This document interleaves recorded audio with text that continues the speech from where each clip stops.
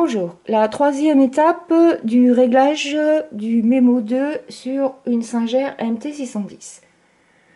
Donc nous avons vu comment programmer le Memo 2.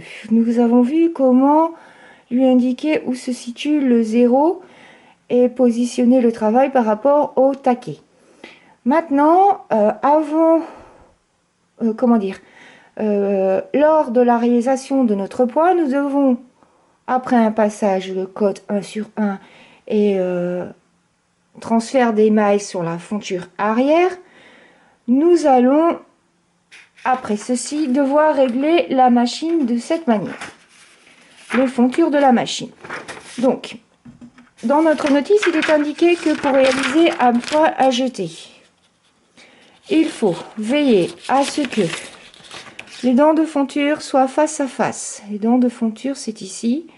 Face à face, c'est bon.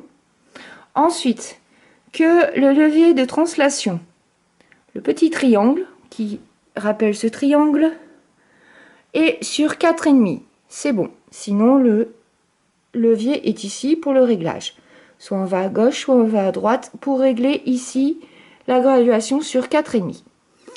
Ensuite, vous avez le petit dessin, le troisième, qui indique que la fonture avant est supérieure à la fonture arrière. La fonture avant est la seule qui bouge de haut en bas.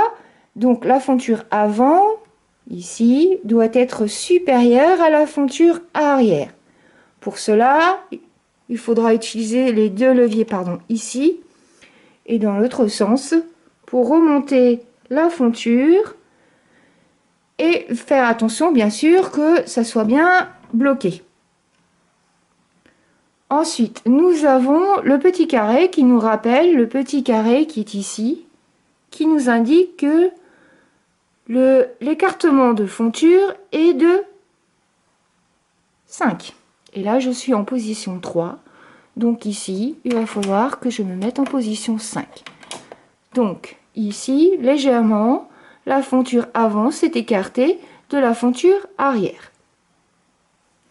Le réglage de mon chariot est donc jeté. Jeté, c'est bon. Donc, pour faire notre essai, je vais faire des cotes 1 sur 1. Ces cotes 1 sur 1, je les bascule à l'arrière pour avoir l'ensemble de mes mailles sur la fonture arrière pour réaliser le motif. Donc, je vais utiliser 40 aiguilles, ce qui fait 20 aiguilles autour du 0. Le réglage curseur sera ici pour le centrage et ça sera situé à la 35e aiguille. Les taquets seront situés à la 35e aiguille pour réaliser mon motif. Lors de la réalisation, je n'oublie pas de mettre mes poids lisières tous les 5-6 rangs pour bien faire descendre le travail.